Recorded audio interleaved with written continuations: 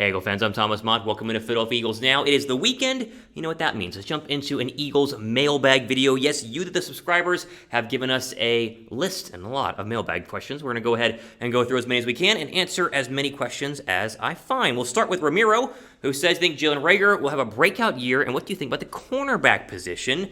We'll talk more about the cornerback position. We have more questions coming up here in a little bit. I think they need to go ahead and trade for somebody. Xavien, Stephon Gilmore, you got to make it better than what it is right now. It's the weakest position group right now in Philadelphia. As far as the wide receiver group and Jalen Reagor, here's the deal. One of the wide receivers will break out this year. One of them. Now, I don't know who it is. Is it going to be Reagor? Is it going to be Smith? Is it going to be Ward? Is it going to be Fulgham? Could it be Whiteside or Watkins or Ty? I mean, there's so many wide receivers to go ahead and go through. One of them will break out. Now, the expectation is Devontae Smith will go ahead and be the number one wide receiver on this roster, but we cannot count out the fact that Reagor has a year up on him and a year of experience. And as we talk about a lot here on the channel, and as a lot of people understand the National Football League, one of the hardest positions to be productive in your rookie year in the National Football League is wide receiver. It takes time for good wide receivers, even if they're young or not, to go ahead and come into their own and figure out how to play top-level NFL cornerbacks week in and week out. Because even though Devontae Smith, along with the other great wide receivers in the National Football League and all the other great young ones out there, they played against high-quality cornerbacks. I mean, you play against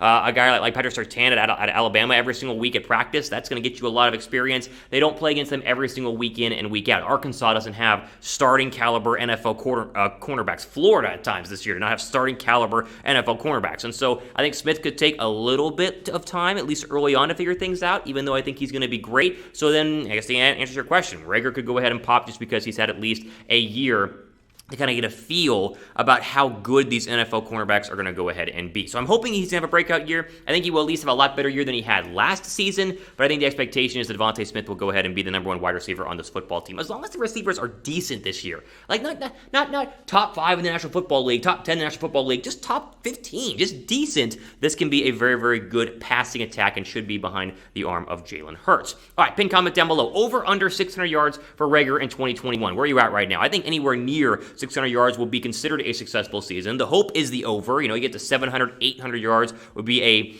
I think a warranted season based on what we saw last year and would give us, a little confidence in drafting him in the first round in 2020. Give me your over-under prediction, 600 yards for Reagor down below. All right, next question here comes from Christopher Roundtree Jr., who says, you think that the young coaching staff is good or bad for developing our young players?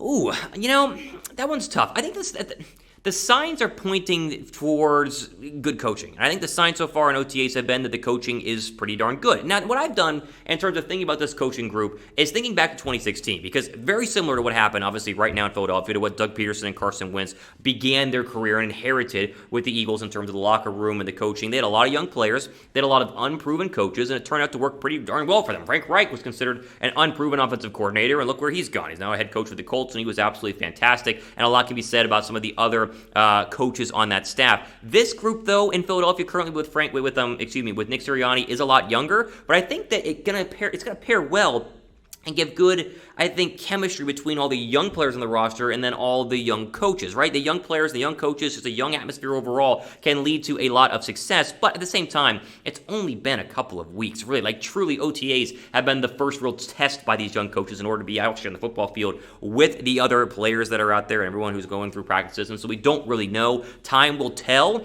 but I will say that the signs are good so far, and that seems like the players are really bonding well with this coaching group, which, of course, normally, if you get everyone's all on the same page, it can equate to a lot better team chemistry and therefore hopefully a lot better wins. But it's still early, and so it's really hard to answer that question right now, June in 2021.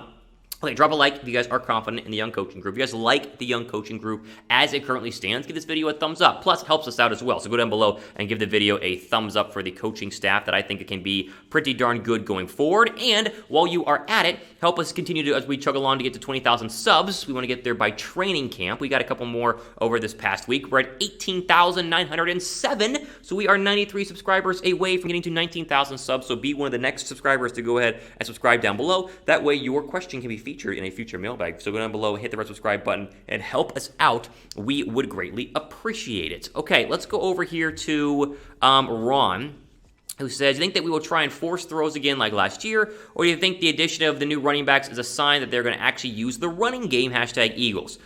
Yes, I do think they're going to run the football a lot. I think the Eagles must be a top 10 team in rushing. Like, they have got to have a top 10 rushing attack in order to go ahead and be successful on offense. Yes, I've talked about earlier how I like the young wide receivers. I love Jalen Hurts. I don't think he's going to be forcing as many throws. I think accuracy is something people want to rip on through a 4-game stretch. It's like he was very accurate at Oklahoma and Alabama, and then the 4-game stretch not that accurate with bad receivers and a bad O-line, so calm down on the Hurts accuracy. But back to the idea of being a good running attack to set up the pass is something that's going to be very important for Philadelphia this year. Now, it's not like they were bad at rushing last year. I mean, I look at the numbers. They were 9th in total rushing, 227 yards on the ground, around the likes of the Packers, who were a playoff team, the Cardinals, who were almost a playoff team, and then, of course, the Saints as well. Those are all playoff teams who had very similar rushing numbers to Philadelphia. They got better at running the football, too, this offseason, by the way. The addition of Kerryon Johnson and Kenny Gainwell, plus a healthy Miles Sanders, who was never really healthy last year, at least for an extended period of time. I think they will run the football a lot more. I think Nick Sirianni is going to like to run the football because, again, it's going to be able to set up the pass and hopefully provide a lot of play action opportunities to get one-on-one chances for Smith, Reagor, and Travis Fulgham down the field.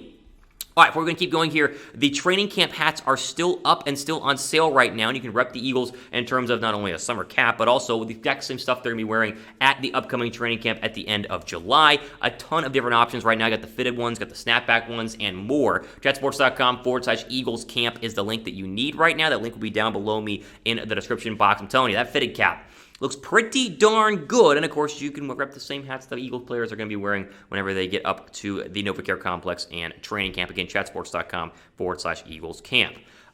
Pizza Pete says, will Miles Sanders be over or under 1,000 yards rushing this season? If he's healthy, over. If he misses more than 3 games, then it'll be under. But here's the deal. I don't think you need a 1,000-yard rushing season from Miles Sanders. You just need to have a top 10 rushing attack by the committee of running backs that are currently on the Eagles running back depth chart. So whether that's 800 yards from Sanders and 600 yards from Johnson and 400 yards from Gainwell, like whatever you want. It needs to be a commutative group. But I will say this. Sanders, when healthy, is one of the better backs in the National Football League, easily top 15 in the league. I'm a big fan of him. I think he can be a 1,000-yard, maybe even a 1,500-yard guy from scrimmage. So if he's healthy, I'm going to go with the over in rushing yards at 1,000.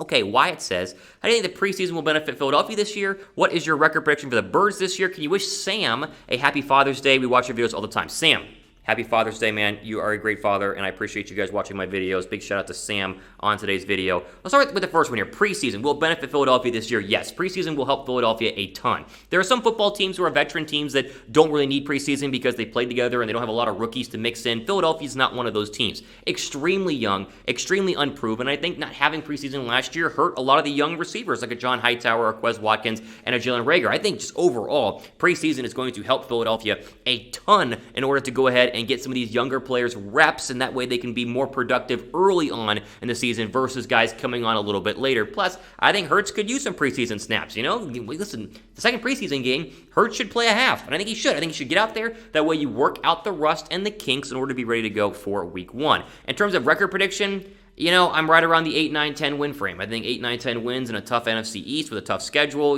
It's a good season is 10 wins. A bad season would be 6 and somewhere in between. Let's just go with that. Before we go and keep going, make sure you guys are following me on Twitter at RealThomasMott. It's the place to go ahead and DM me your questions. In case your mailbag question was not answered, you can DM me directly, and I'm telling you, I answer the majority of my questions from my DM. So follow me on Twitter and give me a DM at RealThomasMott is the place to go. Here's a good question. I like this one. Mark says, with potentially 3 first-round draft picks next year, who are some of the players you see us taking? Okay, this is important because next year's draft is fascinating, and I will highlight just a couple of players here. We'll throw those up on the screen. These are the guys I think Philadelphia can look for with their first of the 3 first-round draft picks. These are some of the better guys who are going to go inside the top 15. There are a ton of really good cornerbacks, no better than Derek Stingley out of LSU. This guy is absolutely fantastic and is considered one of the best cornerback prospects in recent history, along the likes of Patrick Surtain or Caleb Horn. I think Philadelphia is obviously going to need some cornerback help. If they don't go out and trade for Stephon Gilmore or Xavien Howard, they will take a cornerback at some point during the early parts of next year's NFL draft. Sheridan Jones is going to be one of those mid-round draft picks out of Clemson, who could be even a higher-up draft pick. He's another good cornerback who I think Philadelphia can take a look at. And finally, Zach Harrison, the defensive end out of Ohio State, might be the best pass rusher in the draft. If Sweat doesn't perform well, if they don't re-sign Derek Barnett, if it's not a situation where you see Brandon Graham Graham getting any better because he's getting a little bit older. They could go pass rusher early on. I bet they get at least one of these 4 players. Let's just say that. It's super early. You have no idea how good these guys are actually going to go ahead and be by this time next year, but I would bet one of these 4 is going to be a big-time prospect for Philadelphia to go ahead and grab. I think defensive end, cornerback, and maybe even linebacker could be the top 3 needs for the Eagles going into the 2022 NFL Draft. Okay, before we go ahead and keep going, what do you guys think is the biggest need or will be the biggest need for the Eagles in 2022? Is it cornerback? Is it defensive end? Is it linebacker? I say corner. What say you? Let me know down below in the comment section the biggest need the Eagles will have going into the 2022 NFL Draft, which is very far away, but still we'll obviously talk about here, I'm sure, at large on the channel whenever we get to the next January, February, March timeframe, as we always do here on Philadelphia Eagles. Now, okay, time for one more. Brett Naylor says, the loser of the Dillard Mailata competition for left tackle positions will still be at the Eagles at the end of the season.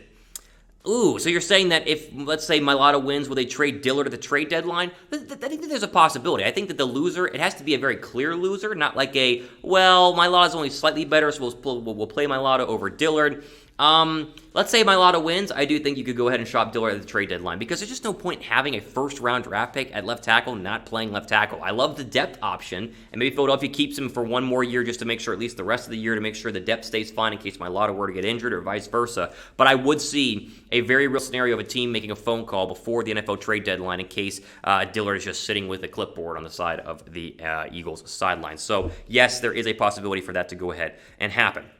All right, ultimate for today here on Philadelphia Eagles Now. Use that hashtag Eagles if you did not get your question answered for next week's mailbag video. We always do a mailbag video every single weekend, essentially, here on the channel. So if you have not gone and gotten a question in, go down below, use the hashtag Eagles. And while you're down there, make sure you guys are subscribed because that's the kicker. If your question's not getting answered, you might not be a subscriber. So go down below and hit that red subscribe button.